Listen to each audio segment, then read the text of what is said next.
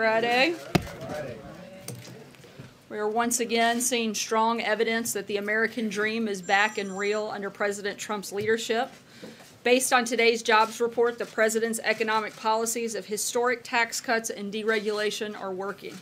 The Obama administration was losing around 1,000 jobs a month in the manufacturing industry, but since the president's election, manufacturing jobs have increased by 275,000. Over 300,000 jobs were created in February alone, bringing the total number of jobs created since President Trump was elected to nearly 3 million. The federal government is getting out of the way, and the American people are innovating, building, and creating jobs.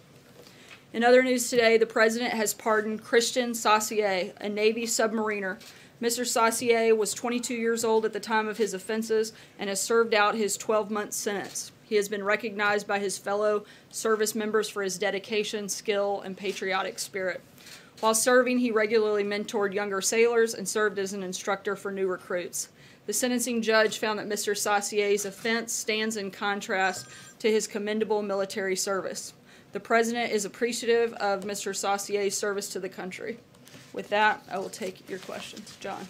Sarah, what are the considerations that are under discussion for the location that this meeting between the president and Kim Jong-un would take place? Yeah, as we said last night, a time and place have not yet been determined. We'll certainly make those announcements when more decisions and more information is available on that front. What are the considerations that are under discussion for where this could take place? I mean, I take it you wouldn't want to have it in downtown Pyongyang. Yeah, and we're not going to have those conversations between me and you and the press. Those will be conversations that take place at a much higher level and certainly outside of this room. John, sure. The South Korean National Security Advisor said that the U.S. responded positively to a South Korean request for a waiver on the steel tariffs. Can you tell us where you are on that? As the president's proclamation said yesterday, there were 2 countries that were specifically excluded, and there would be the opportunity for us to negotiate on matters of national security with other countries, and we're going to be doing that with a number of different countries. John. Sir, does the president think that Kim Jong-un is sincere about talking about denuclearization? The president is hopeful that we can make some continued progress. Well, look, what we know is that the maximum pressure campaign has clearly been effective. We know that it has put a tremendous amount of pressure on North Korea, and they have made some major promises. They've made promises to denuclearize. They've made promises to stop nuclear and missile testing, and they've recognized that regular military exercises between the U.S. and its ally, South Korea, will continue. The maximum pressure campaign, we're not letting up. We're not going to step back or make any changes to that. We're going to continue in that effort, and we're not going to have this meeting take place until we see concrete actions that match the words and the rhetoric of North Korea. But does he think that Kim Jong-un can be trusted as a negotiating partner? Look, we're not in the negotiation right now. We've accepted the invitation to talk based on them following through with concrete actions on the promises that they've made. And if I could just ask you just one other thing. Lindsey Graham said about this news. He said, a word of warning to North Korean President Kim Jong-un, the worst possible thing you can do with Donald Trump in person is to meet with him in person and try to play him. If you do that, it will be the end of you and your regime. Is Lindsey Graham reading the president correct on that? Is that correct? I think that Lindsey Graham knows that President Trump is one of the best negotiators, and certainly I think that he has great confidence in his ability and is glad that he'll be the one at the table for the United States. I think Senator Graham has been on the other side of that and certainly knows the capabilities and the determination of President Trump. Jeff. Sarah, why did the president accept this invitation without any preconditions? For example, without demanding that the North Koreans release the 3 Americans that are being held there? Look, that's something that we're going to continue advocating for and pushing for, but let's not forget that the North Koreans did promise something. They've promised to denuclearize, they've promised to stop nuclear and missile testing, and they've recognized that we're going to continue in our military exercises. Let's be very clear, the United States has made 0 concessions, but North Korea has made some promises, and again, this meeting won't take place without concrete actions that match the promises that have been made by North Korea. I wanted to follow up on that because you just said that now. Do you think that a 2-month time period is enough time to make sure that they will actually fulfill those promises? He said he wants to do it by May.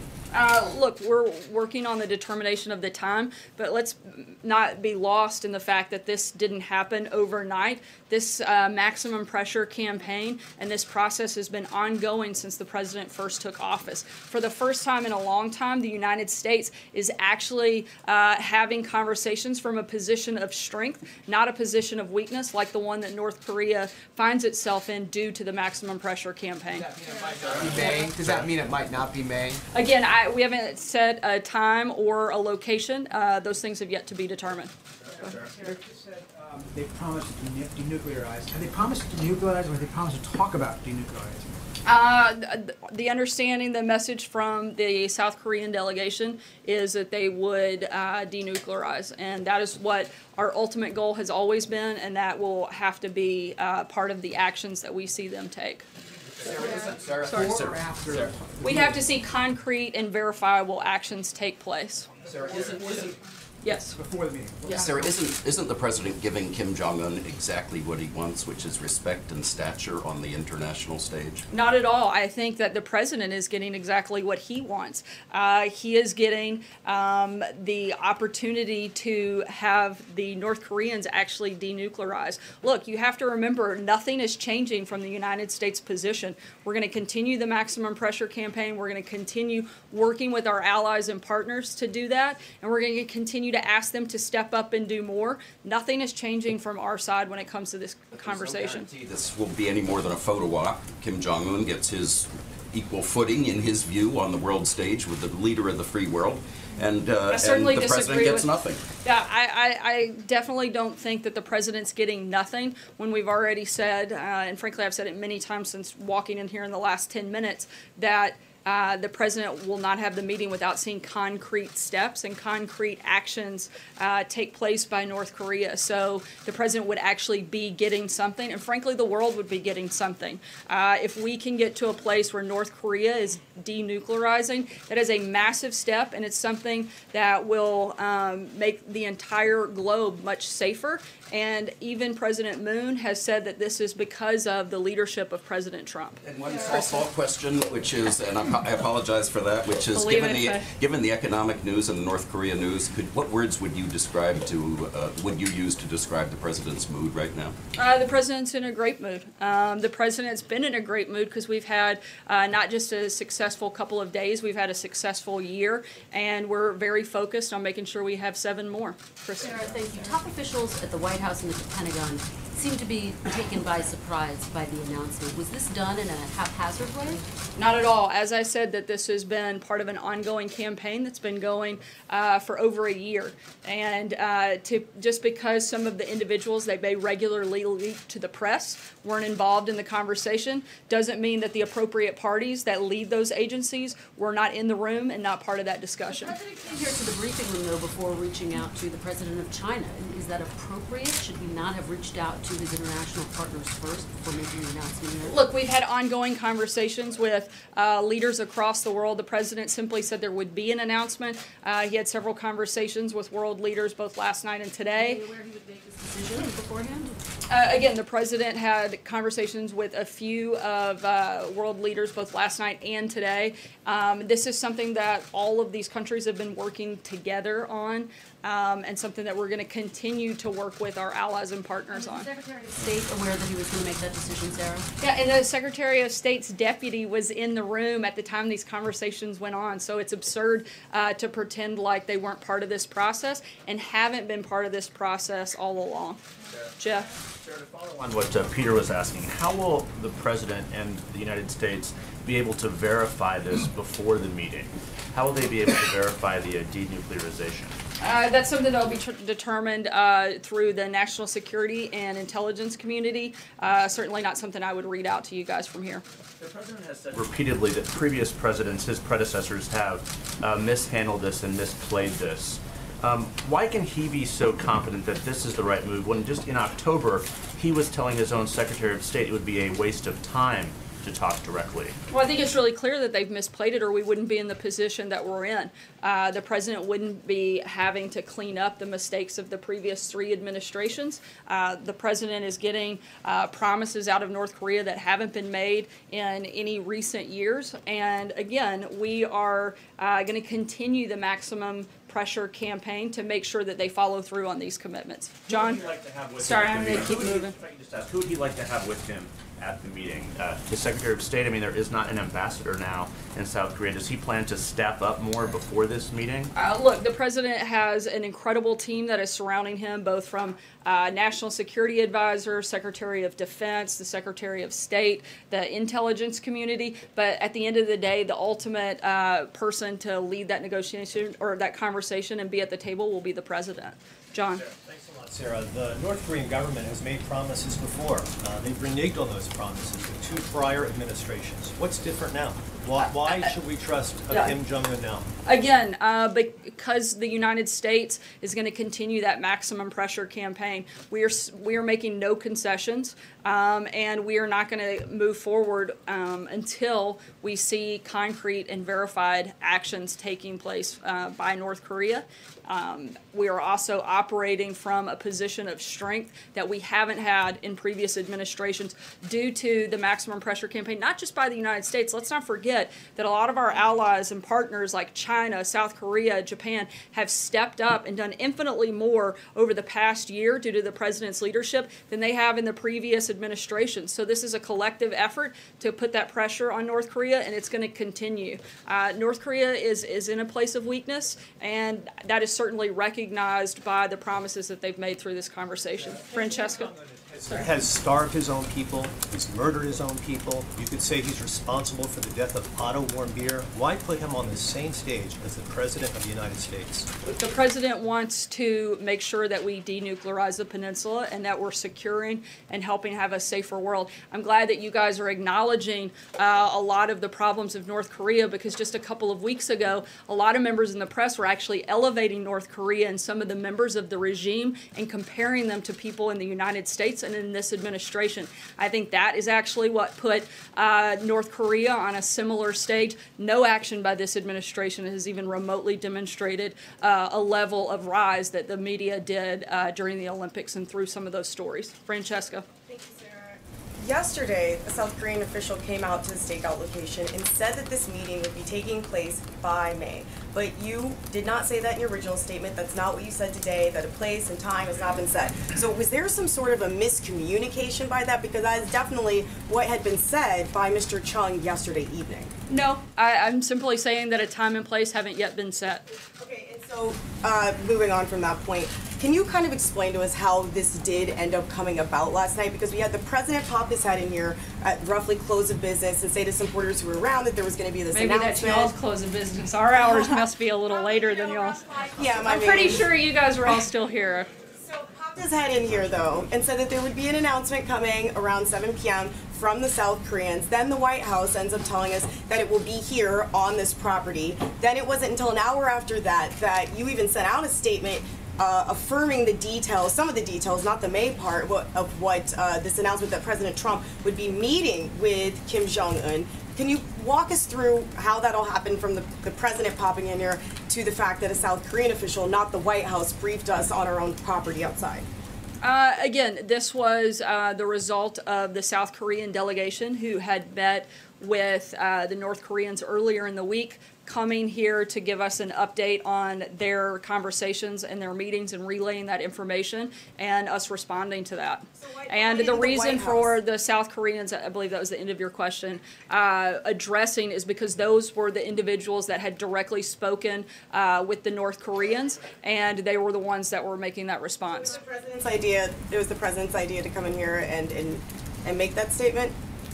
Yeah, absolutely. It was the president's idea to come into the briefing room and alert you all of an announcement coming a couple hours later. April? On the issue of denuclearization, and going back to Peter and to Jeff, there's a black hole when it comes to intelligence as to what's really happening in North Korea.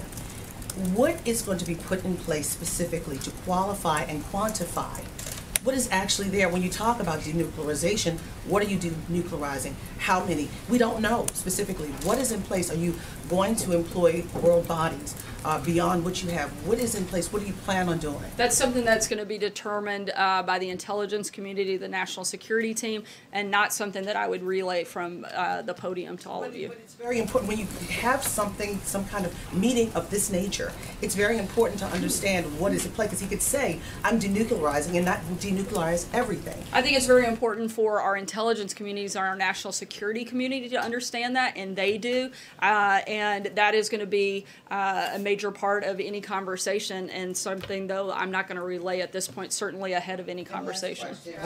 One more subject, last question. Did President Trump, when did President Trump, after that photo, see Stormy Daniels? Did he text, email? Do you have any other information? I don't. We've addressed this extensively, and I don't have anything else to add. Deborah? I have a California question. Wednesday, Governor Brown said that Donald Trump was declaring war on California. Now, I know that the president's given Jerry Brown money to his campaigns before. Have they talked on the phone recently? And when the president goes to California next week, will it be war or will it be peace? I'm sorry, I couldn't hear the last part. Will it, when the president goes to California, will it be war or will it be peace? Look, I think if anybody is stepping out of bounds here, it would be someone who's refusing to follow federal law, which is certainly not the president. And we're going for what we hope to be an incredibly positive trip. The president's going to look at prototypes along the border and also meet with and speak to the members of our armed services. He'll be speaking with members from all 5 branches of the military, and I don't think that could be anything but a positive thing. John? Yeah, thank you, Sarah. 2 brief questions. Stating the date coming up and who might accompany the president or who's expected to accompany them, could we assume then that General McMaster will remain National Security Advisor throughout the duration of the negotiations? I have no reason to believe otherwise. And that means, so it could be in the fall of this year, it could be later, but he'll still be on there to advise. Look, I don't have a crystal ball to predict the future, but the president's national security advisor is General McMaster. He's a valued member of the president's team and an important part of this process. Anywhere. I'm sorry, I can't hear you. He's not leaving anytime soon. Not that I'm aware of. Sarah. Yeah, Brian, go ahead. Thanks. Different policy questions for you, different issue. 3 weeks ago, the president came out in a speech and said, we're going to have the largest nuclear force ever. Hopefully, we'll never have to use it. We're going to be so far ahead of everyone else in nuclear like you've never seen before, far in excess of anyone else. And as far as disarmament, he said, we won't lead the way. We will go along with them. The day after that, OMB Director Mulvaney came in here and said that you all were going to spend close to, or proposing to spend close to $50 billion to upgrade and enhance the nuclear arsenal. Week after that, the president or the head of Russia came out and said he has a first strike weapon. Now, whether or not you believe that he has a first strike weapon, isn't it inherently dangerous for the owners of the 2 largest nuclear arsenals to engage in brinkmanship? And why are we abandoning our role as a peacemaker in disarmament? I don't think that's the point anyone's making. The president wants to make sure that we have the most robust and modern military. He's been in constant conversations with the Secretary of Defense and acting in large part on the recommendations of the Secretary. And I think everybody can certainly rest assured knowing that Secretary Mattis is making good decisions when it comes to how best to rebuild and modernize the military. This is global thermal nuclear war we're talking about. You don't come back from that. Isn't it dangerous to talk about brinkmanship? I think it's dangerous to push something that is a narrative that is not at all what this administration is pushing. We're talking about the safety and security of this country. We're talking about making sure we have the strongest military in the world so that we can operate from a place of strength, and that's what we're doing. Take one. Sorry, I'm going to keep moving. I'm going to take one last question, Hallie. Just 2 questions, Sarah, clarifying what you've said from the podium. Is there a possibility that these talks with North Korea with Kim Jong-un may not happen? Look, they've got to follow through on the promises that they've made, and we want to see concrete and verifiable action on that front. So it's possible that could not happen.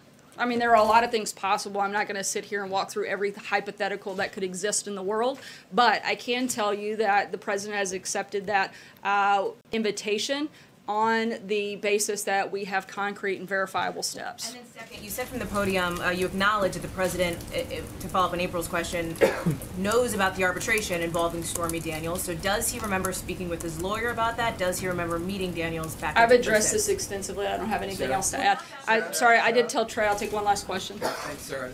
Quickly on North Korea, what specific steps is the president taking to prepare for this major summit with Kim Jong-un?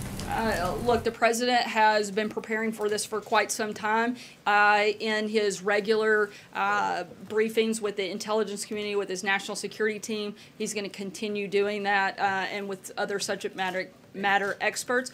But also, the president is, I think, the ultimate negotiator and deal maker when it comes to any type of conversation, as I think is reflected in Senator Graham's statement. And we feel very confident in where we are. Thanks so much, guys. Have a great weekend.